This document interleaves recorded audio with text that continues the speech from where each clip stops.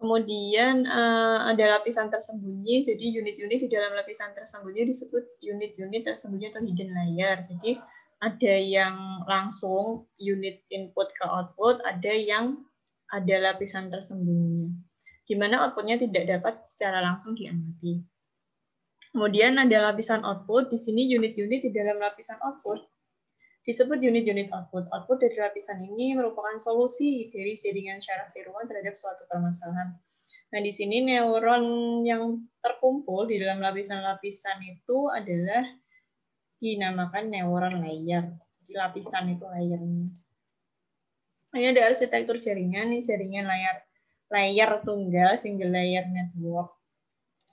Ini ada nilai input, kemudian lapisan inputnya yang tadi ya, ada X1, X2, X3, kemudian ada bobotnya masing-masing. Ini kebetulan ini dari masing-masing itu bobotnya ada 2, jadinya ini outputnya ada 2.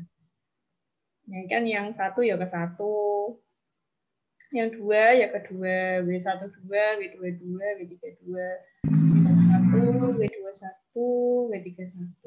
Nah, ini kebetulan lapisan outputnya ada 2, kemudian nilai outputnya. Nah, ini yang jaringan recurrent. Jadi ini yang ada hidden layer-nya ini tadi, yang kita bahas ada hidden layer. Ini yang nilai input, lapisan input, kemudian matriks bobot pertama. Nah, ini dilambangkan dengan V. Nah, ini kan dia ngitung hidden-nya dulu, V1, V21, V31. Jadi sesuai sama output-nya, V12, V22, V32. Nah, kemudian kan udah ketahuan nih layernya, yang hidden layer tadi nilainya. Baru dikalikan dengan bobot yang sebenarnya, atau matriks bobot kedua. Z1 dikali W1 ditambah Z2 dikali W2. Nah, ini lapisan outputnya, jadilah nilai output. Nah, ini untuk recurrent layer network.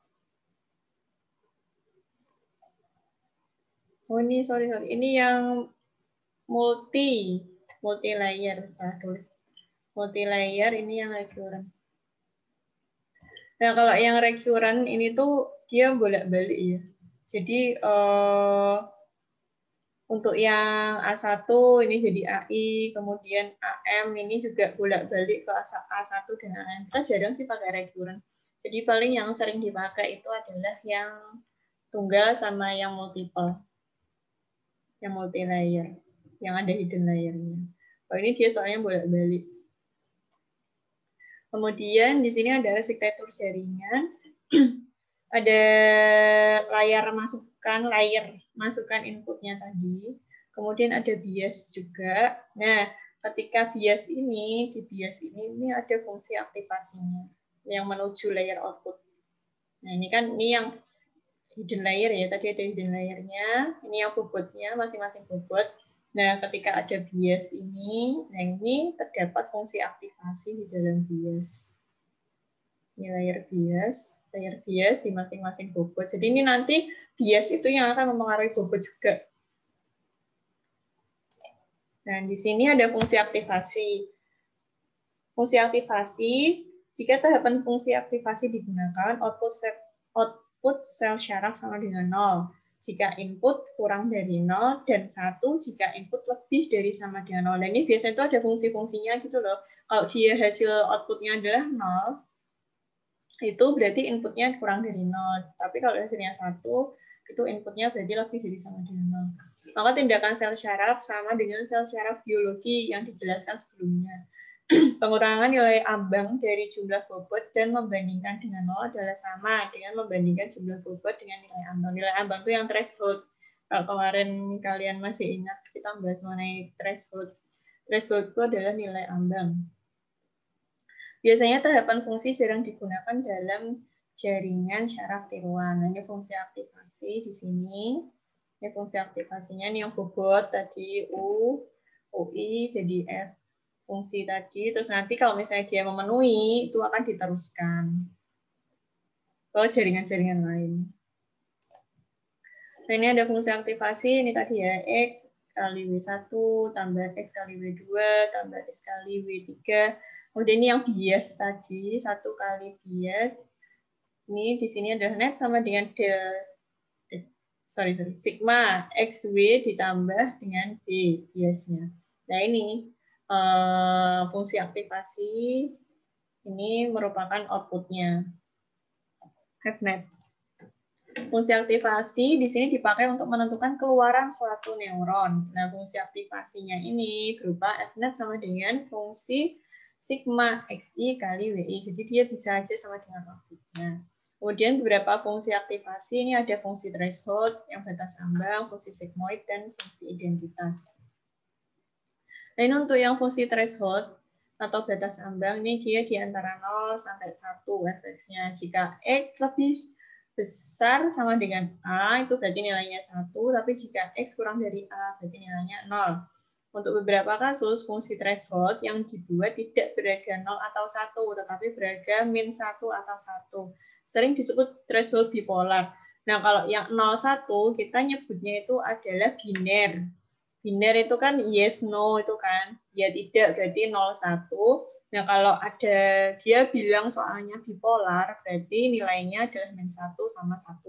Jadi min 1 ki yo menggantikan si nolnya ini, tapi namanya bipolar. Nah, di sini untuk fungsinya fx dari min 1 sampai 1. Jika x lebih besar sama dengan A, itu dia nilainya 1. Tapi jika x kurang dari A, berarti nilainya adalah min 1. Ya sama, kalau yang ini, jikanya itu sama. Kemudian ada fungsi sigmoid. Kalau fungsi sigmoid di sini fx sama dengan 1/1 plus epsilon pangkat min x. Fungsi sigmoid sering dipakai karena nilai fungsinya yang terletak antara 0 dan 1 dan dapat diturunkan dengan mudah. Nah, ini pakai turunan ya. F aksen x sama dengan fx dikali 1 min fx. Nah, ini kalau fungsi identitas, ini fx sama dengan x. Fungsi identitas sering dipakai apabila kita menginginkan keluaran jaringan berupa sembarang bilangan real, bukan hanya pada range 0, 1, atau min 1,1. Jadi bilangannya real. Masih ingat kan bilangan real? Jadi nggak bulat kayak 0, 1 gitu. Jadi bisa kalau mau pakai koma-komaan atau bilangan desimal. Nah, ini tadi bias dan threshold. Kadang dalam jaringan ditambahkan sebuah unit masukan yang nilainya selalu sama dengan 1. Unit yang demikian disebut bias. Ini yang bias tadi ya. Bias dapat dipandang sebagai sebuah input yang nilainya 1. Biasanya dia itu nilainya 1. Jika melibatkan bias, maka keluaran unit penjumlah adalah net sama dengan sigma I X IWI. Fungsi aktivasi threshold menjadi fnet sama dengan min 1 sampai 1. Jika net lebih dari sama dengan 0, maka dia 1. Jika net kurang dari 0, maka dia min 1. Kalau tadi kan A yang thresholdnya. Nah, kalau ini dia tuh patokannya adalah 0. Nah, ini ada contoh. Suatu jaringan layer tunggal seperti gambar di atas terdiri dari dua input, X1 sama dengan 0,7 dan X2 2,1 dan memiliki bias. Bobot B1 adalah 0,5 dan B2 adalah min 0,3 dan bobot bias adalah 1,2. Tentukan keluaran neuron Y jika fungsi aktivasi adalah threshold bipolar. Masih ingat tadi bipolar yang seperti apa? Bipolar. Bipolar yang kayak gimana bipolar? Bukan sakit bipolar ya, tapi yang nilainya min 1 dan 1. Ya, jadi yang bipolar yang min 1 sama 1. Kalau yang biner berarti 0 sama 1. Nah, ini contoh soalnya adalah dia pakai X1, X2 dan bias. Nah, ini kan X1, X2, bias. Ini yang enggak. Nah, fungsi aktivasinya dia pakai threshold bipolar. Maka ketika dihitung berarti net sama dengan B ditambah sigma XI kali WI. Kan tadi biasnya itu bobotnya adalah 1,2. Kenapa dia langsung harusnya tuh bias dikali W. Tapi karena biasnya adalah sama dengan 1, maka dia biasanya langsung ditulis. Itu 1,2 ditambah ini kan berarti 0,7 dikali 0,5 ditambah 2,1 dikali min 0,3 ini ya. Jadi ini netnya adalah sama dengan 0,92. Karena netnya lebih dari 0, maka keluaran dari jaringan Y sama dengan Fnet adalah sama dengan 1. Nah ini, kan dia lebih dari sama dengan 0. 0,92. Maka dia nilainya itu Fnet-nya 1. Jadi ini kita masukkan ke fungsi ini. Nah, kalau misalnya mau nilainya min 1, berarti kan ini hasilnya harus minus. Maka dia Y Fnet-nya adalah sama dengan min 1.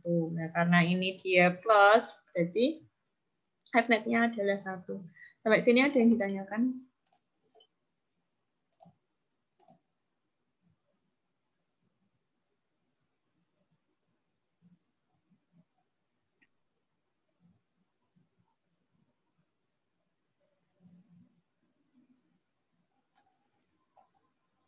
Tidak ada. Oke. Kita lanjutkan metode selanjutnya.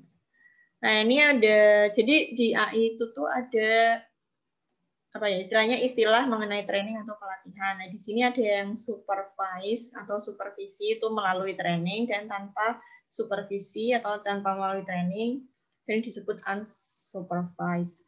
Nah, untuk yang supervise atau yang melalui training ini sejumlah pasangan data input output yang dipakai untuk melatih jaringan hingga mendapatkan bobot yang diinginkan. Jadi ini tuh malah dia mencari bobotnya gitu. Kalau tadi kan kita mencarinya adalah outputnya. Kalau dia ini mencari bobotnya. Jadi berapa sih input outputnya biar bobotnya itu sekian gitu. Jadi malah dia ngitung bobotnya. Nah, ini modelnya itu yang pakai supervise itu ada Hebbian, Perceptron, Adeline, Boltzmann, Hopfield, dan backpropagation. Kalau yang unsupervised itu tidak ada pasangan data untuk latihan. Dalam pelatihannya, perubahan jaringan dilakukan berdasarkan parameter tertentu dan jaringan dimodifikasi menurut parameter tertentu. Contoh misal, malah pengennya tuh outputnya sekian, nah tapi input sama bobotnya itu terserah gitu. Nah ini yang unsupervised. Nah ini contoh modelnya, ini ada kompetitif, Hebbian, Kohonen, FAQ, dan neocognitron. Nah ini Hebbian itu bisa dua-duanya, bisa supervised, bisa unsupervised. Di sini tujuannya adalah memodifikasi bobot hingga diperoleh bobot yang bisa membuat keluaran jaringan sama dengan target yang diinginkan. Ini tujuannya training. Nah ini kalau berdasarkan arsitektur, ini kalau jaringan layar tunggal itu contohnya adalah Adeline, Hopfield, Perceptron, FAQ, dan lain-lain. Jaringan layar JAMA atau multi layer tadi ada Madeline, backpropagation, dan neocognitron. Nah, kalau yang recurrent ini ada BAM atau bidirectional associative memory, ada Boltzmann machine, dan Hopfield. Nah, kebetulan kita cuma mempelajari yang layar tunggal sama JAMA. Kalau misalnya di antara recurrent, silahkan bisa cari referensinya. Kemudian di sini untuk aplikasinya, untuk aplikasi klasifikasi itu kita bisa menggunakan model jaringan Adeline, LVQ, dan backpropagation atau lain-lainnya. Kemudian kalau pengenalan pola kita bisa pakai ART atau Adaptive Resonance Theory, LVQ, backpropagation, dan neocognitron, dan lain-lainnya. Kemudian ada peramalan, ini ada Adeline, Madeline, backpropagation, optimisasi ada Adeline, Hopfield, Boltzmann, dan backpropagation. Ini kebetulan banyak yang Adeline sama backpropagation, cuma kebetulan untuk hari ini kita belum sampai situ. Jadi untuk next pertemuannya, ini udah banyak untuk yang metode-metode awal. Nah ini di sini ada neuron McCulloch-Pitts. Jadi ini awal banget jaringan neuronnya. Karakter neuron McCulloch-Pitts di sini fungsi aktivasinya adalah biner. Biner tadi 0 sama 1 ya. Kemudian semua garis yang memperkuat sinyal bobot positif ke arah suatu neuron memiliki kekuatan besar bobot yang sama. Hal yang sama untuk garis yang memperlemah sinyal. Jadi dia tuh karena masih simpel ya, dia ya nilainya tuh sama masih bobotnya. Kemudian setiap neuron memiliki batas ambang threshold yang sama jika total input ke neuron tersebut memiliki threshold. Maka neuron akan meneruskan sinyal. Nah, kita cek. Ini karena kita tadi pakainya dia biner ya. Jadinya di sini Y-nya atau fx-nya adalah 0, 1. Jika X kurang dari theta itu dia 0, tapi jika X lebih dari sama dengan theta, dia sama dengan 1. Nah, di sini sama ya, X kali W1 ditambah X kali W2 tambah X kali W3. Ini hasil Y-nya. Kemudian di sini contoh buatlah model neuron McCulloch-Pitts untuk mengenali pola fungsi logika N sesuai tabel kebenaran berikut. Nah, jadi teman-teman ingat untuk yang fuzzy kemarin kan kita sempat bahas antara fungsi logika N, OR, XOR, dan lain-lain. Nah, itu harus tahu. Misal X1, X2 itu 0, maka Y-nya berapa. Nah, kalau yang N kan kebetulan kalau semuanya benar, maka dia benar. Nah, ini kan 1. Jadi yang lainnya 0. Karena yang benar ini hanya 1. Jadi Y-nya ini kalau X1-nya 0, X2-nya 0, Y 0, X1 0, Y2, X2-nya 1, Y-nya adalah 0, X1 1, X2 0, Y-nya adalah 0. Nah, ini yang nilai satunya itu jika semuanya benar. Nah, di sini input cuma X1, X2, kemudian outputnya adalah Y. Bila nilai bobot W1 dan W2 dibuat sama dengan 1, maka W1 sama dengan 1 dan W2 sama dengan 1. Maka kita bisa menghitung jumlah seluruh input yang masuk untuk tiap-tiap data seperti tabel di samping. Jadi tinggal dikali bobotnya aja. X1 kali bobot W1 ditambah X1 dikali W2. Ya kan kebetulan sama kan W1 sama W2-nya, jadi tinggal dijumlahkan. Nah, ini 0, 1, 1, dan 2. Terus kita cek untuk netnya. Nah, ini udah hitung, tinggal dipindah. Nah, netnya itu kalau net kurang dari 2 itu berarti dia bernilai 0, dan jika net yang lebih dari sama dengan 2, dia bernilainya 1. Nah, kebetulan nilainya sama. Berarti dia neuronnya itu sesuai dan dapat diteruskan. Nih, agar unit memenuhi fungsi logika N, maka nilai ambang theta pada fungsi aktivasi dibuat sama dengan 2. Silakan coba mengubah nilai W dan nilai ambang. Jadi silakan, ini kalian bisa ngubah-ngubah nanti W-nya, misal W1 berapa, W2 berapa. Kemudian untuk netnya, untuk fungsi aktivasinya juga bisa diubah. Kan ini kebetulan fungsi aktivasinya dia dibuat sama dengan 2. Nah, ini kalian bisa tentukan lainnya, bisa 1 atau berapa. Gitu. Kalau 1 kan berarti nggak diterima semua ya. Tetanya tuh ini loh, tetanya itu berdasarkan nilai ambang atau threshold. Jadi ini ditentukan. Kebetulan ini tetanya 2. Jadi sama hasilnya antara yang ini untuk yang logika awal, target lah istilahnya, target sama hasil perhitungan itu sama. Berarti jaringan atau neuronnya itu nanti dapat diteruskan untuk informasinya. Sampai sini ada yang ditanyakan untuk McCulloch-Pitts. Ini masih yang N. Ada contoh untuk yang logika lain.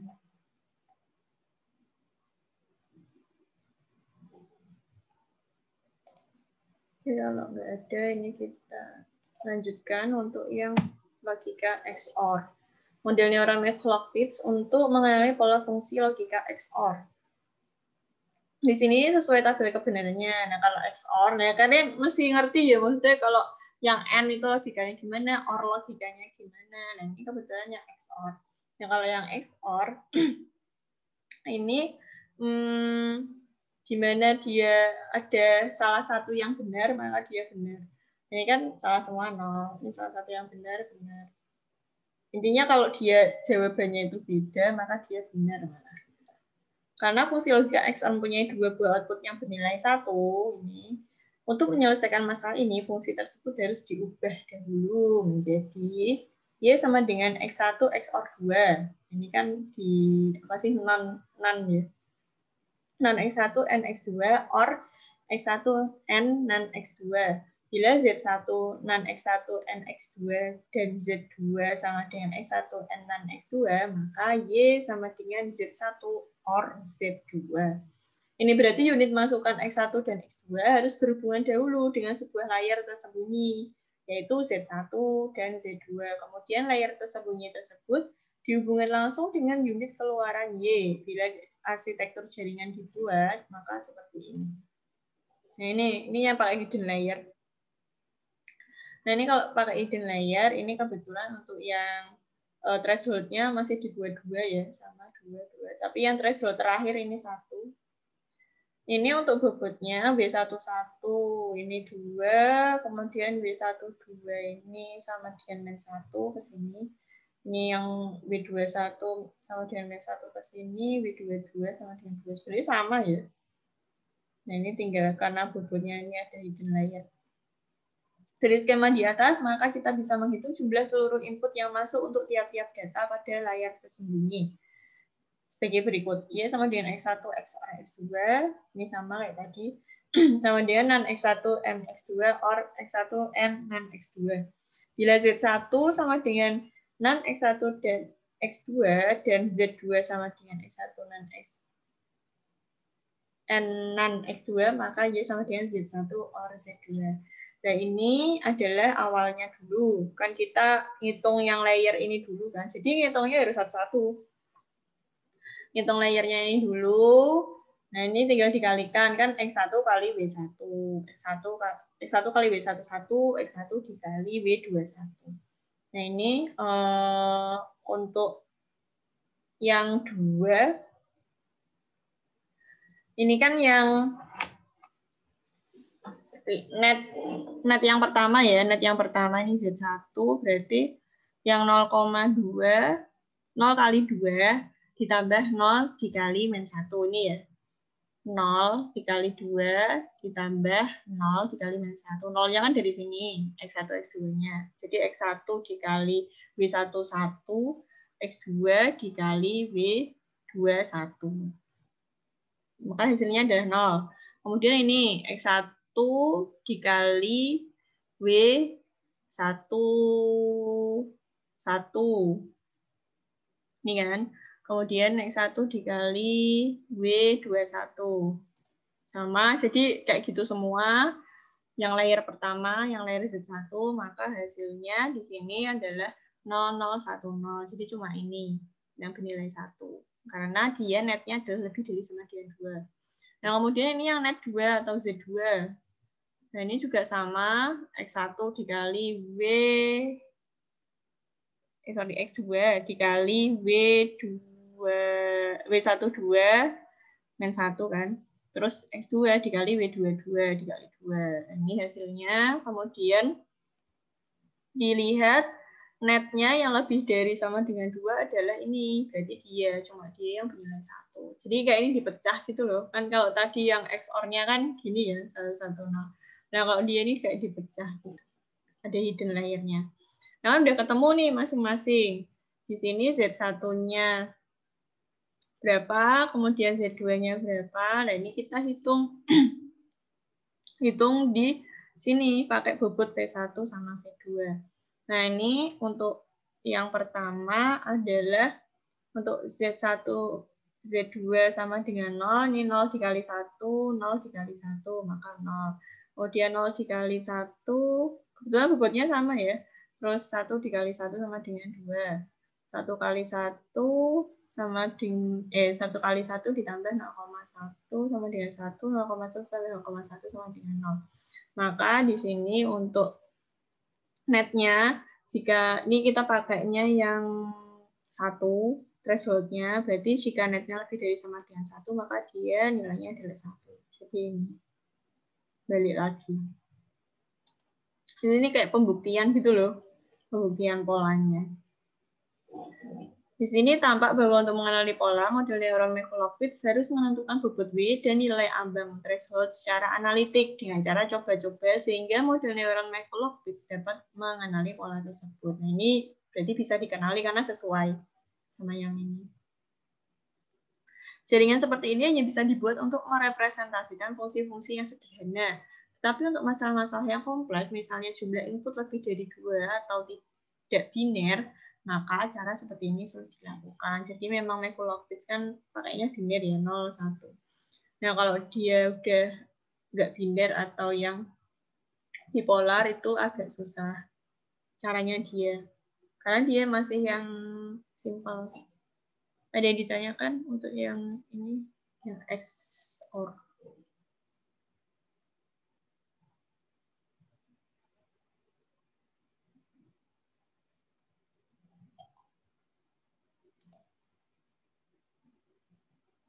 Oke, kalau ada kita lanjut metode selanjutnya. Nah, ini kita pelajarinya ini ya. Jadi selain neuron tadi, selain Mikulowicz, ini ada Hebron, Perceptron, sama backpropagation, terus ada link. kebetulan untuk hari ini kita sampai Hep rule dulu, nanti yang perseptron, backpropagation sama adilin kita bahas di lain hari. Nah ini untuk yang Hep rule. Nah kalau Hep rule ini tuh dia ada delta W-nya. Nah ini untuk jaringannya ada X, ya biasa ya, XW1, XW2, XW3, sama masih ada biasnya, bias ini sama dengan 1, kemudian net sama dengan sigma, XW ditambah B, nah ini adalah F-net-nya atau threshold-nya, nanti sama dengan output atau Y-nya. Kelemahan dalam jaringan Hep, di sini pengenalan pola tidak hanya ditentukan oleh algoritma untuk merevisi bobot saja, tetapi representasi data juga ikut menentukan hasil pengenalan pola. Biasanya representasi data yang digunakan pada jaringan Hep adalah bipolar. Kalau tadi yang McCulloch adalah yang biner, maka yang Hep ini adalah bipolar.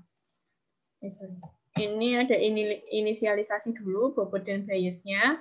Jadi WI-nya itu berarti sama dengan 0, kemudian B-nya ini sama dengan 0. Jadi ini WI tergantung ya. Jadi inisialisasi itu kayak awalnya gitu loh. Nah, awalnya itu biasanya disetting dengan nilai 0. Dan nanti kalau udah W1, W2 dan sebagainya itu mengikuti dari inisialisasi. Kemudian untuk setiap pasangan input target ST dilakukan set aktivasi unit input XI sama dengan SI, I sama dengan 1, 2 sampai N, set aktivasi unit output adalah YJ sama dengan TJ, J sama dengan 1, 2 sampai M. Kemudian ada bobot perbaikan. Nah, bobot perbaikan ini adalah WI baru sama dengan WI lama ditambah XI kali YJ. Nah, I-nya ini kan tergantung tadi ya, 1, 2, sampai berapa. Kemudian untuk bias perbaikan itu juga sama. Bias baru sama dengan bias lama ditambah dengan Y. Kalau bingung ini ada contohnya. Jadi di sini contoh untuk jaringan Hep fungsi logika N. Jika representasi yang dipakai adalah yang pertama masukan dan keluaran biner. Biner tadi kan 1, 0. Jadi di sini input dan outputnya itu adalah 0 dan 1. Nah, ini X1, X2 maksudnya. Sama aja. Jadi di sini ada biasnya tadi sama dengan 1. Nah, targetnya adalah 0, 0, 0, 1. Ya kan memang yang N itu kan jika benar semua baru dia benar. Nah, ini targetnya. Nah, ini adalah diagramnya untuk jaringannya P1 kali W1, P2 kali W2. Kemudian ada biner dikali bobotnya sigma, berarti ini sama dengan N. Sigma N, kemudian kita keluar fungsinya. Nah, ini hasil pelatihannya atau supervisinya. Kan tadi targetnya itu adalah sesuai ini ya, 0001. Yang benar itu untuk representasi N itu tuh seperti itu, dengan bilangan biner. Nah, kemudian di sini ada perubahan bobot. Delta W1, delta W2, delta B. Kemudian di sini ada bobot baru. Bobot baru, W baru sama dengan W lama ditambah delta W. Kemudian bobot baru sama dengan bobot lama ditambah delta B. Nah, ini kan tadi udah ada inisialisasi di awal. Nah, inisialisasi itu ditaruh di sini untuk penambahan bobotnya. Nah, ini karena targetnya ini kita 0001, maka kita hitung. Kan delta W-nya tadi ya. Delta W-nya tadi kebetulan yang awalnya itu adalah P1 kali W1, 0 kali 0. Sorry, W1-nya ini berarti 1. Sorry. Nah, ini. Ini kita jumlahkan. Nah, kebetulan kan ini 0 semua. Makanya saya agak susah untuk memberikan contoh kalian. Sebenarnya nanti jumlah-jumlahnya gimana sih? Nah, ini kebetulan karena dia awalnya 0, jadi inisialisasi kan bobot awal nih. Bobot lama tambah bobot baru. Nah, ini nanti 0 tambah sini, ini tambah ini tambah ini, jadi di sini. Ini tambah ini tambah ini tambah ini, jadi di sini. Jadi karena 00 agak susah. Bentar, di sini kita cari untuk yang bipolar, biar enggak 00. Nah, ini hasil akhirnya. Ini kan W1-nya ini adalah 0, P1 kali W1, 0 kali 1, P2 kali W2, 0 kali 1, 1 ditambah 1, bebannya 1. Jadi A sama dengan Fn ini masih 1. Keluaran tidak sama dengan target. Jaringan HIP tidak dapat mengerti pola yang dimaksud. Nah, harusnya targetnya kan 0,01. Nah, ini ternyata berdasarkan fungsinya ini, N lebih dari sama dengan 0 semua. Ini kan 1, 2, 2, 3 kan lebih dari 0 semua. Makanya dia jadinya tidak sesuai dengan target. Harusnya 0,001. Jadi tidak bisa diteruskan lagi ke jaringan yang orang lain. Kita cari contoh yang bisa dibobotkan. Nah, ini yang dia pakai bipolar. Jadi kelihatan kan, inisialisasi bobot dan bias masih sama 0. Nanti ditaruh di sini 0. Nah, ini untuk data ke-1, X1 sama dengan -1. X2 sama dengan -1, targetnya adalah -1. Jadi anggaplah 0 tadi diganti dengan angka -1. Kan ini 00 semua. Nah, ini diganti dengan -1. -1, -1. Jadi tetap yang benar semua, ini berarti benar. Nah, untuk perubahan bobot dan bias untuk data pertama, ini data pertama, berarti W1 baru itu kan sama dengan W1 lama ditambah X1 dikali Y. Maka untuk W1 lama itu adalah 0 ditambah -1 dikali -1. Ini kan X1-nya berapa? X1 adalah -1 dan targetnya adalah -1. Maka sama dengan 1. Kan -1 kali -1 sama dengan 1. Kemudian kalau untuk yang W2 barunya, ini adalah W2 lama ini 0, ditambah X2, X2-nya ini adalah 1, nah ini kan, dikali, kok ini X2-nya kok -1, wait.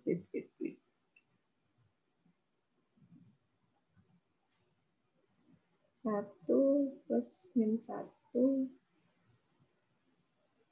1 -1, W2 1.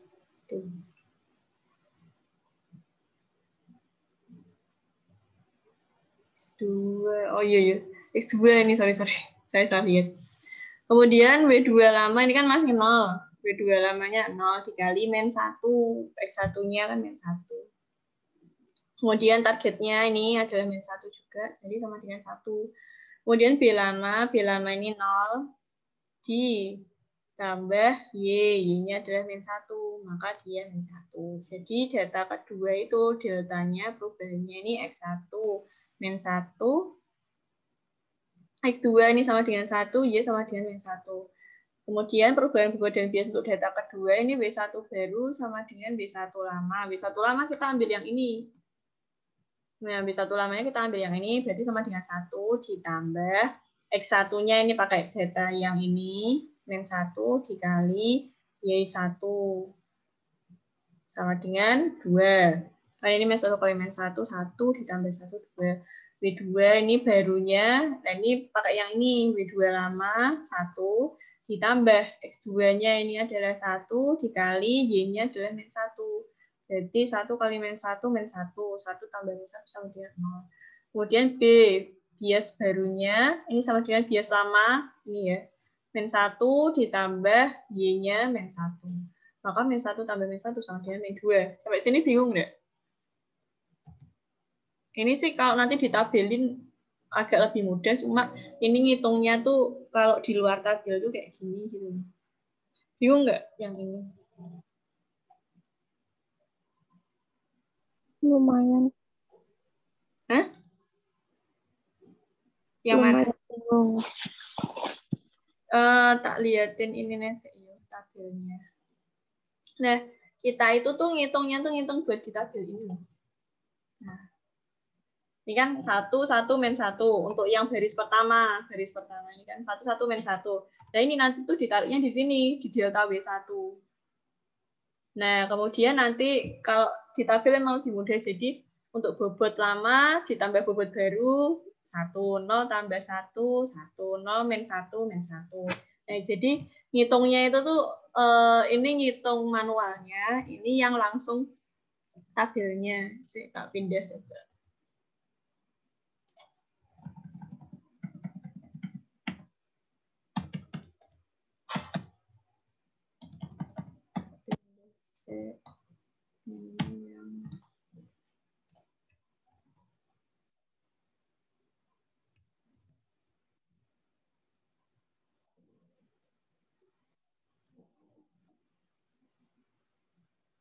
Masih ya? Share-nya sama ya?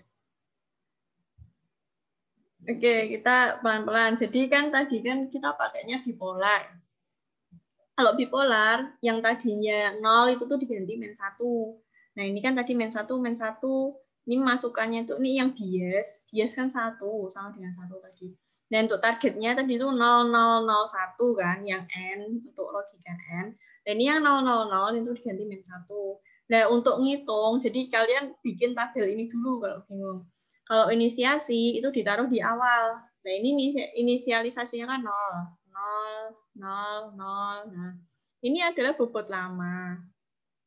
Nah, untuk ngitung data pertama, ini kan yang X1. X1 itu maksudnya P1. X1 sama dengan -1. X2 sama dengan -1. Dan Y sama dengan -1. Targetnya ini, target -1. Kemudian, kita ngitung perubahan bobot atau delta W dari masing-masing ini, masing-masing data ini ya, data pertama, data kedua. Nah, ini untuk yang data pertama dulu kita hitung. Kan delta W1 kita hitung. W1 baru itu maksudnya delta W yang W1 baru ini. W1 lama kan ini ngikut yang inisialisasi 0. Kalian lihat di sini 0. 0 ditambah X1. X1-nya mana? Ini, -1. Dikali Y targetnya tadi sama dengan -1. Berarti 0 ditambah -1 dikali -1 sama dengan 1. Kita taruh di sini. Ini jadi bobot baru untuk delta W1. Kemudian untuk yang delta W2. W2 baru ini sama dengan W2 lama. W2 lama kita lihat di sini. Ini dia 0 kan? Ini loh 0. Kita pakai yang inisialisasi karena masih yang pertama. W2 sama dengan 0 ditambah -1, X2-nya. X2 kan -1. Dikali -1. -1 ini kan T-nya, targetnya. Atau Y lah, sama. Sama dengan 1. Kita taruh di sini, delta W2. Kemudian ke delta B, atau B baru, sama dengan B lama, masih pakai inisialisasi, 0. Ditambah dengan Y langsung. Y-nya targetnya adalah -1. -1. Berarti ini sama dengan B sama dengan 0 ditambah -1 sama dengan -1. Ditaruh di delta B sini. Nah, buat nyari bobot baru ini itu tuh tinggal ditambahin 0 ditambah 1. 1. 0 ditambah 1. 1. 0 ditambah -1 adalah -1. Nah, jadi kelihatan untuk bobot barunya adalah 1 -1 yang akan kita gunakan untuk menghitung si data kedua. Nah, ini data kedua perhitungannya di sini. X-nya kan kita pakainya -1 sama 1. X1 adalah -1, X2 adalah 1. Biasanya tetap 1. Targetnya masih -1. Sama kan? Kemudian perubahan bobot dan bias untuk data kedua, nah ini di sini. W1 baru atau delta W yang di sini, kita ngitungnya adalah dengan W1 lama. W1 lamanya itu di sini. Atau bisa lihat, oh pakainya ini, sorry. Ini kan kebetulan 0 ya. Jadi nanti kalau ditambah-tambah, kita pakainya yang ini. Jadi W1 lama ini pakai ini. W1 lama adalah sama dengan 1. Ini loh yang dihitung. Kemudian ditambah X1 dikali Y. X1-nya adalah -1 dikali dengan Y atau T -1. Maka 1 ditambah -1 dikali -1 sama dengan 2. Karena kan -1 kali -1 sama dengan 1. Jadi 1 tambah 1 sama dengan 2. Kemudian W2 baru. W2 baru di sini W2 lama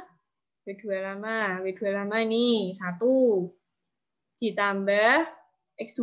X2-nya adalah 1 dikali Y atau T sama dengan -1. Maka -1 kali 1 adalah 1 ditambah 1 sama dengan 0. Nah, sama dengan 0 ini ditaruh di sini loh, kok salah. -1 ditambah 1. Coba nanti kita cek lagi, ini harusnya. Oh, sorry. Di sini, bobot yang sini. Ini kan 2, 0. Terus B baru ini kan tadi yang min 1. Min 1 ditambah Y-nya langsung adalah min 1 sama dengan min 2 ditaruh di sini. Jadi nanti untuk mencari bobot selanjutnya ini adalah, nah ini 1 ditambah 1 sama dengan 2, 1 min 1 sama dengan 0, min 1 tambah min 1 sama dengan min 2. Nah, kalau udah jadi tabel tuh enak. Tapi kalian untuk mencari di tabelnya itu tuh kayak gini hitungnya. Jadi harus satu-satu. Gitu. Paham enggak?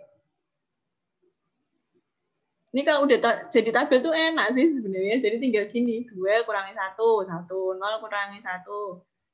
0 tambah 1, 0 tambah 1, 1. Min 2 tambah min 1, min 3. Jadi tinggal nambah-nambah doang kalau udah jadi tabelnya. Tapi sebelum jadi tabel, ini kalian ngitungnya itu manualnya seperti ini. Masih bingung?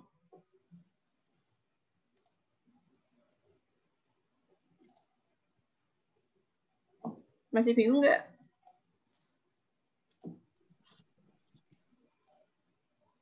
Paham? Di sini lebih susah loh. Soalnya pengenalan pola.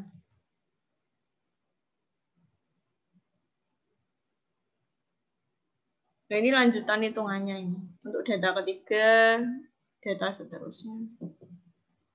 Ini tabelnya seperti ini.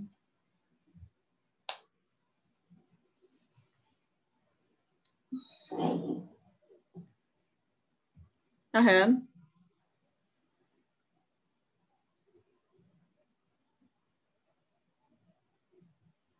Kalau paham, kita lanjutkan. Jadi untuk finishingnya, saya cantumkan lagi tabel.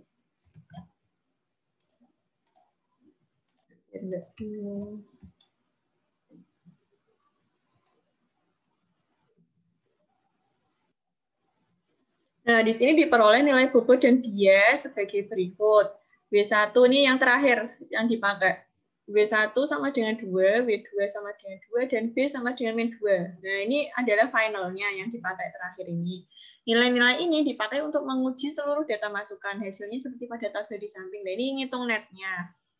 Jadi yang data tadi, data awal, dikali sama bobot akhirnya. Kan min 1 dikali 2. Ditambah min 1 dikali 2 ini. Terus di min 2 kan ini tinggal ditambah sih kalau yang B. Jadi sama dengan min 6. Terus seterusnya min 1 dikali 2, 1 dikali 2 dikurangi 2. Hasilnya min 2.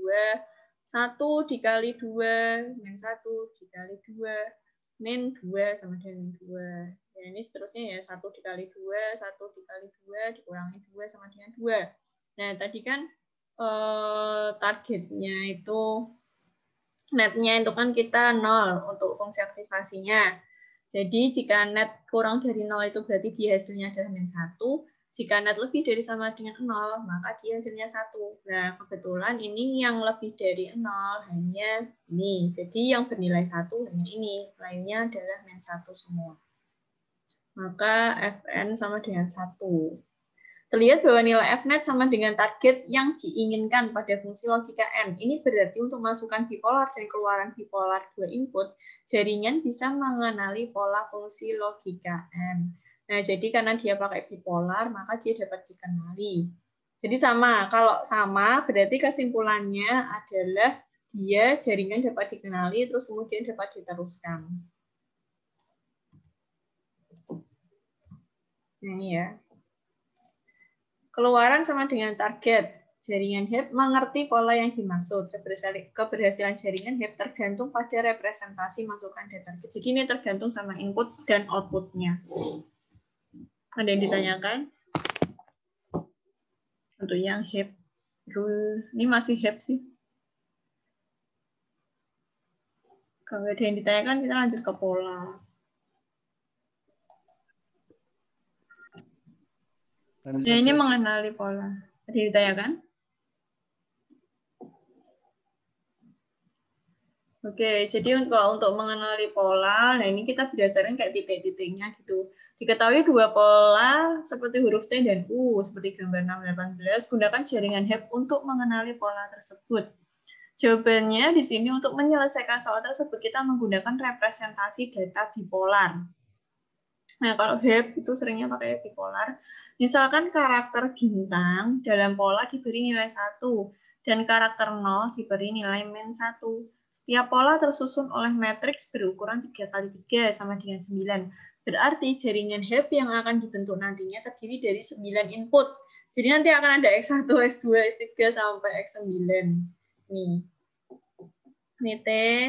Jadi yang XXX ini, bintang-bintang ini adalah bernilai 1, dan yang 00 ini bernilai -1. Ini juga yang U, yang bintang-bintang ini nilainya adalah sama dengan 1, dan yang bundel-bundel ini bernilai -1. Nah, di sini pola 1. Pola 1 tuh yang ini ya, yang T. Sorry. Pola 1 yang T, lah kita cek X1 dia sama dengan 1. Ini ya. X2 sama dengan 1, nih X3 sama dengan 1. Berarti X4 adalah -1, X5 adalah 1, dan X6 adalah -1. Kita cek. Nah, ini X4 -1, X5 1, X6 -1. Ini juga berarti sama karena bentuknya T. Kemudian pola 2, X1 sama dengan 1 berarti ya 1 -1 1 1 -1 1 dan di bawahnya ada 1 1 1. Nah, kita cek benar. Nah, untuk pola 1 itu targetnya adalah 1. Berarti kalau dia pola yang dikenali itu nilainya adalah 1, itu berarti dia adalah pola 1. Tapi kalau pola yang dikenali itu ternyata targetnya atau hasilnya adalah -1, maka dia masuk ke pola 2. Algoritma pelatihan HEP, inisialisasi bobot dan bias. W1 sama dengan W2 sampai W9 adalah 0. Awalnya kan, inisialisasi. Dan bias atau B sama dengan 0. Nah, ini untuk pola ke-1 yang T. Perubahan bobot dan bias untuk pola ke-1. W1 lama ditambah X1 kali Y sama dengan 0 dikali 1. 0 ditambah 1 dikali 1 sama dengan 1. Ini kan X1-nya tadi 1. Kemudian targetnya adalah 1, maka 0 ditambah 1 kali 1 sama dengan 1. W2, ini yang pola ke-1 ya, yang T ya. W2 lama itu 0, ditambah X2. X2-nya adalah 1, dikali 1, karena targetnya 1 sama dengan 1, sama. Jadi ini sama karena T. Kemudian di sini W4 lama 0, X4 kali Y, X4-nya adalah ini, -1. Dikali 1, targetnya tadi 1 sama dengan -1. Seterusnya ya, sampai pola terakhir, sampai ini, titik pola 1 yang terakhir. Kemudian B-nya, B lama tadi adalah 0, inisialisasinya, ditambah Y sama dengan 1. Berarti B sama dengan 1. Nah, untuk pola kedua, ini ngitungnya juga sama, tapi ini berdasarkan targetnya tadi -1 ya. W1 lama sama-sama. W1 lama ini pakainya yang ini. W1 lamanya. Jadi berlanjut kayak tadi yang di tabel gitu loh. Nah, ini berlanjut pakai ini. Pola ke-1 dia W1-nya yang baru adalah 1. Nah, ini jadi W lama di pola kedua. Nah, ini dipakai. W1 lama adalah 1 ditambah X1 dikali Y. Kita cek X1-nya. Ini X1-nya adalah 1. Y-nya adalah -1, nah maka 1 ditambah 1 dikali -1 sama dengan 0. Terus W2 lama kita cek adalah 1 juga. Ditambah X2, yang pola kedua, -1. Targetnya -1, maka nah -1 dikali -1 sama dengan 2. Terus W3 lama sama ya, karena bentuknya T tadi, jadi ini masih sama, 1 ditambah 1 dikali -1 sama dengan 0. Nah, ini yang W-nya beda. W4 lama, kita cek. W4 lama ini -1. W4 lama -1 ditambah 1 dikali -1. X-nya ya, X4. Nih, 1 dikali -1. Oke, sama dengan -2. Seterusnya sampai B. Jadi B lama tadi berapa?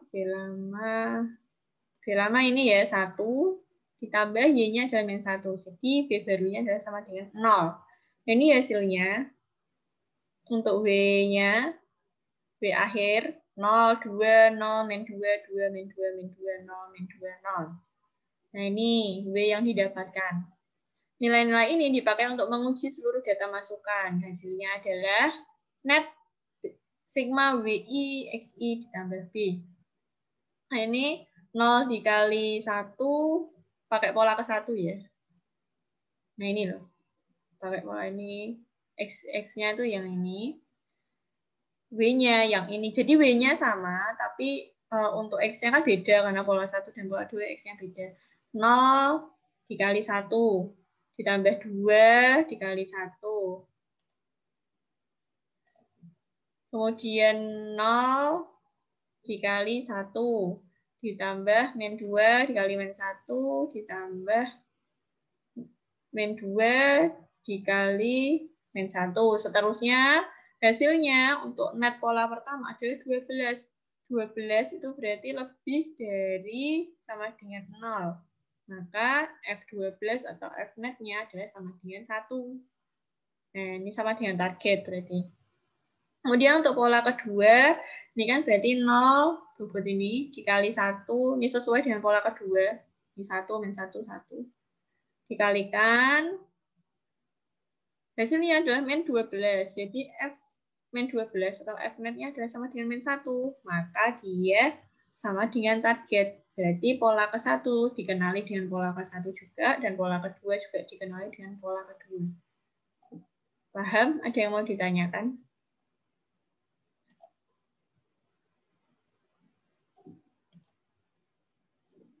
Paham?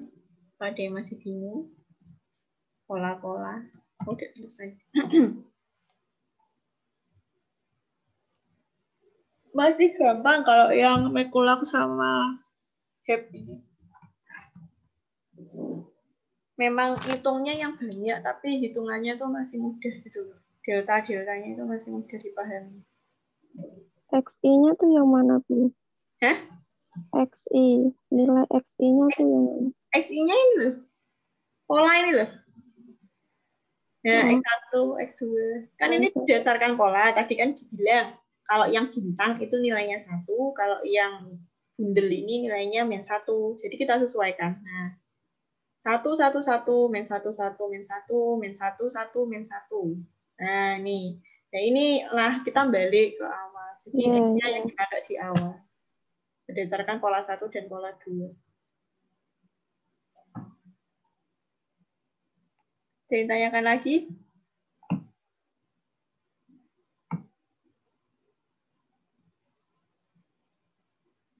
Coba lihat yang XOR-nya, Bu. XOR tuh di awal ya? Ya. Yang Mekulak. Nih. Yang next. Ada tabel 3. Tabelnya Ini. Ya. Halo. Oh, yang tabel terakhir, yang baris kedua 0 kali 1 plus 1 kali 1 sama dengan 2. Ini. Ya. Oh, salah. 1 ya? Bukan 1, ya. 1. Tapi kan sama kan, karena netnya kan lebih dari sama dengan. Ya. Iya, makasih Zoom. 1 harus. Tapi memang hasil F-netnya sama, karena dia netnya lebih dari sama dengan 1. Ditanyakan lagi?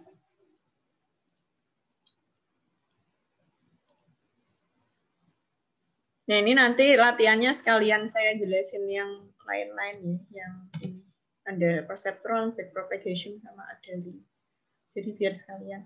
Nah, ini saya tawarin mau online Zoom gini apa YouTube aja untuk yang 3 metode ini. YouTube aja, Bu. YouTube. Yang lain? Enggak apa-apa, Bu. Hah? YouTube aja, Bu. Kalau kayak gini enggak. Bingung ya, pas kerja konten enggak ya. fokus dengerin Iya, iya. Ya bisa diulang-ulang, Bu. Jam siang. Ya. Ini rekamannya dihapus. Iya, kan ini saya record. Materinya aja di-share. Iya, materi sama ini saya share. Bu, mau Ya. tanya yang terakhir tadi. Apa? Yang sampai 8 variabel. Iya, tadi. Ini. Ah, Yang mananya? itu harus dicari semua polanya. Harus dicari. Polanya kan, kalau semuanya kan 2/9 itu kan. 2/9. Ini. 9 inputan. Nah, Ya ada banyak sekali. ya ini. Kebetulan memang polanya ada 2. Jadi kalau nanti polanya berdasarkan huruf abjad A sampai Z, ya berarti memang kayak gitu nanti perbandingannya. Dicari semua. Iya. Cuma emang targetnya kita nyarinya ya satu-satu. Misal antara pola 1, 2 selesai, nanti dibandingkan lagi antara pola 1 dengan 3, pola 2 dengan 3, kayak gitu. Memang JST tuh kayak gitu susahnya. Jadi dia mencari pola yang sesuai. Makanya kan kayak kemarin tesis teman saya tuh ada yang mencari nomor plat. Jadi biar sesuai itu kan banyak banget itu polanya. Biar dia cari yang sesuai. Memang gitu.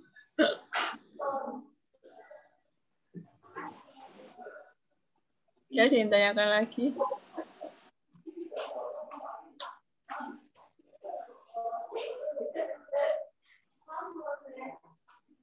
Kalau sudah tidak ada, ini saya absen.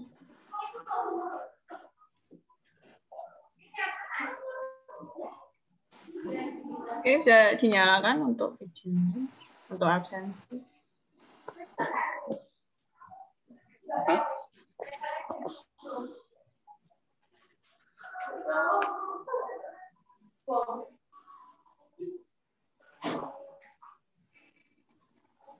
Oke, 1, saya screen. 1, 2, 3. Saya ulangi, baru ada yang ngomong. Saya screen 1, 2, 3. Oke, sudah. Terima kasih. Semoga bermanfaat. Wassalamualaikum warahmatullahi wabarakatuh. Waalaikumsalam warahmatullahi wabarakatuh. Adek sopo? Udah tahu adek siapa Bu? Adek ya. Oke.